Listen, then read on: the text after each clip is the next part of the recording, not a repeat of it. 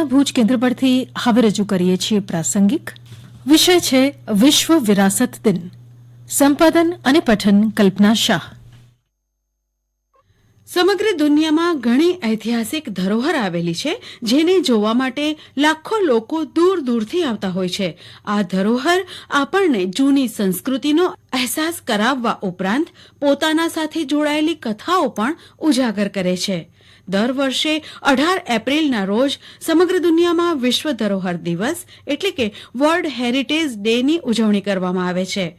વર્ષ 1982માં 18 એપ્રિલના રોજ વિશ્વ ધરોહર દિવસ ઉજવવાની જાહેરાત કરવામાં આવી હતી. વર્ષ 1983માં યુનેસ્કો જનરલ એસેમ્બલીએ તેને સંપૂર્ણ રીતે માન્યતા આપી હતી. વર્ષ 1982માં 18 એપ્રિલના રોજ international council of monuments and sites દ્વારા ટ્યુનિશિયામાં પ્રથમ વર્લ્ડ હેરિટેજ ડે ઉજવવામાં આવ્યો હતો. વર્ષ 1983 થી international council on monuments and સાઇટ્સે એક થીમ સેટ કરી છે અને દર વર્ષે અલગ અલગ થીમ સાથે તેની ઉજવણી કરવામાં આવે છે. વર્લ્ડ હેરિટેજ ડે 2024 માટેની સત્તાવાર થીમ છે વિવિધતાને શોધો અને અનુભવો.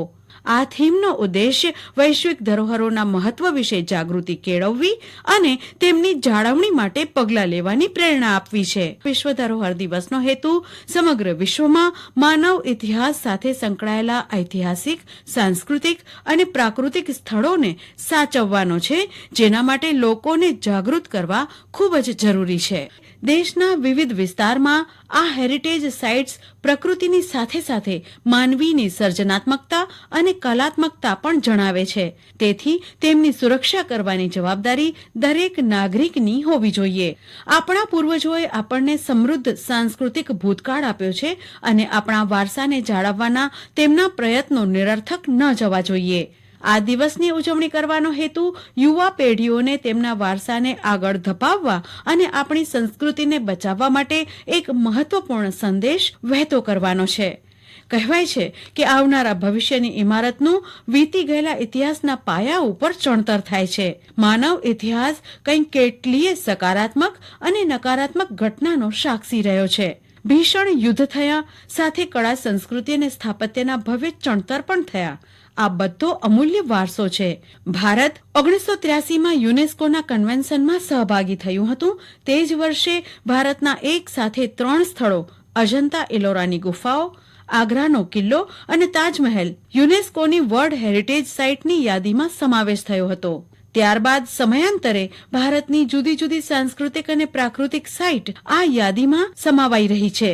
ભારતમાં એકથી એક ચઢિયાતા કલાના નમૂના છે. તમિલનાડુમાં આવેલ મહાબલીપુરમ, કોણાર્કનું સૂર્ય મંદિર ખૂબ જ પ્રખ્યાત અને પર્યટકોના પસંદગીના સ્થળોમાંના છે. કચ્છનું ધોળાવીરા અને તેલંગાણાના રામપ્પા મંદિર વિશ્વ ધરોહર જાહેર થઈ ચૂક્યા છે. તેની સાથે ભારતમાં વિશ્વ ધરોહર સ્થળોની સંખ્યા 40ની થઈ ગઈ છે. દુનિયામાં સંખ્યાની દ્રષ્ટિએ હવે ભારત છઠ્ઠા અને એશિયામાં ચીન બાદ બીજા નંબર પર આવી ગયો છે. ભારતમાં સૌથી વધારે મહારાષ્ટ્રમાં 5, ગુજરાત અને રાજસ્થાનમાં 4, આસામ, બિહાર, હિમાચલ પ્રદેશ, કર્ણાટક, પશ્ચિમ બંગાળ અને સિક્કિમમાં 2, દિલ્હી, મધ્યપ્રદેશ, તામિલનાડુ અને ઉત્તર પ્રદેશમાં 3, જ્યારે ચંદીગઢ, ગોવા, કેરળ, ઓરિસ્સા, તેલંગાણા, ઉત્તરાખંડમાં 1 વિશ્વ વિરાસત સ્થળો આવેલા છે. દરેક રાષ્ટ્રનો ઇતિહાસ તેના વર્તમાન અને ભવિષ્યનો પાયો હોય છે. જે દેશનો ઇતિહાસ જેટલો ગૌરવશાળી હશે તેટલું જ તેનું સ્થાન વૈશ્વિક સ્તરે ઊંચું ગણવામાં આવશે. એ પણ હકીકત છે કે ભૂતકાળ ક્યારેય પાછો આવતો નથી, પરંતુ તે સમયગાળામાં બનેલી ઇમારતો અને લખાયેલું સાહિત્ય એને હંમેશ માટે જીવંત રાખે છે. કાળની થપાટ દરેક ચીજને લાગવાની જ. વિકાસની પ્રક્રિયાનોય પ્રભાવ વર્તાયા વિના રહેતો નથી. તેવામાં હેરિટેજ સાઇટ્સને રક્ષિત કરવામાં નહીં આવે તો ભાવિ પેઢી માટે કોઈ વારસો બચી શકશે નહીં. વિશ્વ વિરાસત દિવસ નિમિત્તે ભારતની ઐતિહાસિક ધરોહર અને ઐતિહાસિક સ્થળોનું રક્ષણ કરવા સંકલ્પબદ્ધ બનીએ.